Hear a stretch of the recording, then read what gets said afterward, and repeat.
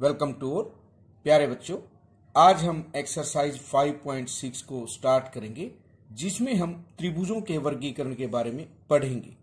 Types of triangle. त्रिभुज को हम इंग्लिश में ट्रायंगल कहते हैं। यदि हम हिंदी और इंग्लिश के शब्दों को अर्थ को समझें, त्रि से हमारा अभिप्राय है तीन, भुज से अभिप्राय है भुजा, तीन भुजाओं की हमारी आकृति। ट्राई का मतलब थ्री, एंगल का मतलब कोण, तीन कोणों की आकृति। यदि हम ए बी, बी सी और ए सी तीन रेखाखंड से एक बंद आकृति बनाते हैं, वह हमारी त्रिभुज होगी। इसे हम भुजाओं के आधार पर और कोणों के आधार पर बांट सकते हैं। सबसे पहले भुजाओं के आधार पर हम त्रिभुज के प्रकार देखेंगे। यहां हमारे पास तीन भुजाएं हैं, रेखाखंड ए बी, बी सी और ए सी से यह त्रिभुज बनी है। अब आप सोचेंगे कि भुजाओं के आधार पर हम त्रिभुज को किस प्रकार नाम दे सकते हैं। हमारे पास तीन भुजाएं हैं। यदि हमारी तीनों भुजाएं समान लंबाई की हों, उसे हम एक नाम दे सकते हैं, वो है समबाहु त्रिभुज, इक्विलेटरल ट्रायंगल। जिस त्रिभुज की तीनों भुजाएं बराबर हों, समबाहु त्रिभुज या इक्विलेटरल ट्रायंगल कहलाता है। यहां देख सकते हैं, क्योंकि रेखाखंड को हम माप सकते हैं, तो यहां पर हम यदि तीनों ही रेखाखंड समान लंबाई के ले लें, तो वह हमारी समबाहु त्रिभुज कहलाएगी। यहां पर हमारे पास 8 सेंटीमीटर भी हो सकता है, 4 सेंटीमीटर भी हो सकता है, 6 सेंटीमीटर भी हो सकता है। कहने का मतलब यह है, यदि दी हुई तीनों भुजाएं समान लंबाई की हैं, तो हमारा जो त्रिभुज होगा वो समबाहु त्रिभुज होगा। उसके बाद हमारे पास है समद्विबाहु त्रिभुज।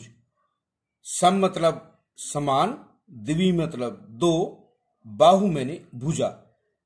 दो भुजाएं बराबर हों जिस त्रिभुज में, वो हमारा समद्विबाहु त्रिभुज होगा। आइसोसेलेस ट्रायंगल इसे हम कहते हैं। यहां हमने पी क्यू आर एक त्रिभुज बनाया है, जिसमें पी क्यू और पी आर दोनों ही 7-7 सेंटीमीटर हैं और क्यू आर हमारी 6 सेंटीमीटर है। यहां दो भुजाएं हमारी बराबर हैं, इसलिए इसका नाम होगा समद्विबाहु त्रिभुज। यानी आपने देखना है, यदि किसी भी त्रिभुज में तीन में से दो भुजाएं समान लंबाई की हैं, वो हमारा समद्विबाहु त्रिभुज होगा। तीसरा जो हमारा भुजाओं के आधार पर त्रिभुज का प्रकार है, वो है विषम बाहु त्रिभुज। विषम का मतलब होता है अलग। एक त्रिभुज जिसमें हमारे पास जो भुजाएं दी हुई हैं, तीनों ही अलग अलग लंबाई की हों। यहां हमने एक भुजा 6 सेंटीमीटर, एक भुजा 7 सेंटीमीटर और एक भुजा 8 सेंटीमीटर ली है। तो जो त्रिभुज हमारे पास DEF है, यह विषम बाहु त्रिभुज होगा। आपको याद रखना है, एक त्रिभुज जिसकी तीनों भुजाएं बराबर नहीं हो, यानी अलग अलग हो, वह विषम बाहु त्रिभुज या स्केलिन ट्रायंगल कहलाता है। अब हम कोणों के आधार पर त्रिभुज के प्रकार देखेंगे, on the basis of angles. सबसे पहले हम देखते हैं समकोण त्रिभुज। समकोण हमें पता है हमारा 90 डिग्री का कोण होता है, और एक दिए हुए त्रिभुज में हमारे पास तीन कोण होते हैं। यदि किसी त्रिभुज का एक कोण समकोण हो, वह त्रिभुज समकोण त्रिभुज कहलाता है। अब यहां पर हम देख सकते हैं 90 डिग्री का कोण बना है।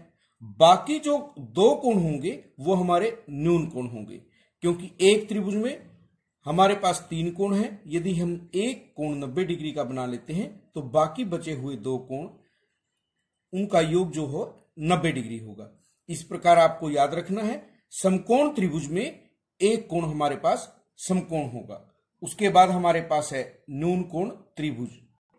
जैसा कि हमने अभी समकोण त्रिभुज में देखा था, एक कोण हमारे पास समकोण था। यहां नाम से आपको याद रखना है न्यून कोण त्रिभुज। जो 0 डिग्री से अधिक और 90 डिग्री से कम कोण होते हैं, वो हमारे न्यून कोण होते हैं। जिस त्रिभुज में तीनों ही कोण हमारे पास न्यून कोण हो। आपने देखा, यहां हमारे पास एक कोण समकोण था और यहां तीनों ही कोण हमारे न्यून कोण हैं, तो ये हमारे पास न्यून कोण त्रिभुज होगा, अक्यूट एंगल्ड ट्रायंगल। यदि किसी त्रिभुज का प्रत्येक कोण 90 डिग्री से कम हो यानी न्यून कोण हो, वह त्रिभुज न्यून कोण त्रिभुज कहलाता है। यहां हमें ध्यान रखना है कि हमारे तीनों ही कोण न्यून कोण होने चाहिए। कोणों के आधार पर तीसरा हमारे पास जो त्रिभुज का प्रकार है वो है अधिक कोण त्रिभुज, ऑब्ट्यूज एंगल्ड ट्रायंगल। यहां नाम से स्पष्ट है अधिक कोण हमारे पास होना चाहिए, और एक दी हुई त्रिभुज में यदि एक कोण अधिक कोण हम बनाएंगे, बाकी जो हमारे पास दो कोण होंगे वो हमारे न्यून कोण होंगे। पहले भाग में हमने देखा था एक समकोण था, यहां पर एक कोण अधिक कोण होगा। यदि एक त्रिभुज का कोई कोण 90 डिग्री से अधिक हो तो वह त्रिभुज अधिक कोण त्रिभुज कहलाता है। अब हम इसके फर्स्ट क्वेश्चन को करेंगे। आइए अब हम फर्स्ट क्वेश्चन को देखते हैं। निम्नलिखित त्रिभुजों के प्रकार लिखिए। एक त्रिभुज है जिसकी भुजाएं 7 सेंटीमीटर, 8 सेंटीमीटर और 9 सेंटीमीटर है। यहां हमारे पास तीनों ही माप भुजाओं के हैं और तीनों ही भुजाएं अलग अलग माप की हैं। तो हम अभी जैसा कि देख चुके हैं, यदि तीनों भुजाएं हमारे पास अलग अलग माप की हैं, हम उसे विषम बाहु त्रिभुज कहते हैं। तो यह जो त्रिभुज हमारा होगा उसका नाम होगा विषम बाहु त्रिभुज। त्रिभुज एबीसी, जिसमें AB 8.7 सेंटीमीटर, AC 7 सेंटीमीटर और BC 6 सेंटीमीटर है। यहां भी तीनों ही भुजाएं हमारे पास अलग अलग माप की हैं। यह भी हमारे पास विषम बाहु त्रिभुज होगा। जो माप हमारे पास दिए हुए हैं हम उसमें देखेंगे। सबसे पहले हमें भुजाएं दी गई हैं या कोण दिए गए हैं, और यदि दिए हुए हैं तो उनका माप क्या है। त्रिभुज PQR, जिसमें PQ बराबर QR बराबर RP बराबर 5 सेंटीमीटर, यानी तीनों ही भुजाओं का माप 5 सेंटीमीटर है। तीनों ही भुजाएं हमारी बराबर हैं, और हम पढ़ चुके हैं कि यदि तीनों भुजाओं की माप बराबर हो उसे हम समबाहु त्रिभुज या इक्विलैटरल ट्रायंगल कहते हैं।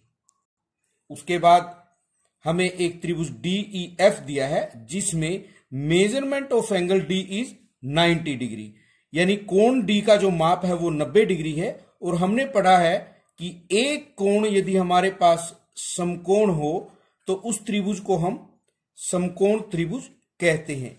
यहां पर हमें कोण का माप दिया हुआ है, इसलिए कोणों के आधार पर इसका नाम होगा। त्रिभुज XYZ, जिसमें measurement of angle Y 90 degree और XY is equal to YZ। यहां 90 डिग्री का कोण भी दिया हुआ है और दो भुजाएं भी हमारे पास बराबर दी हुई हैं। हम इसे समकोण कह सकते हैं क्योंकि यहां पर 90 डिग्री का कोण है और यहां पर दो भुजाएं बराबर हैं। हम इसे समद्विबाहु त्रिभुज कह सकते हैं। तो जो हमारा त्रिभुज होगा वो समकोण समद्विबाहु त्रिभुज होगा। फर्स्ट क्वेश्चन का जो लास्ट पार्ट है उसमें त्रिभुज LMN है, जिसमें कोण L का माप 30 डिग्री, कोण M 70 डिग्री और कोण N हमारे पास 80 डिग्री है। यहां आप देखिए तीनों ही कोणों के माप हमें दिए हुए हैं और तीनों कोण न्यून कोण हैं। हम कह सकते हैं यह हमारी न्यून कोण त्रिभुज होगी। इस प्रकार आप दिए हुए मापों से बता सकते हैं हमारी त्रिभुज किस प्रकार की है। आज के लिए इतना ही।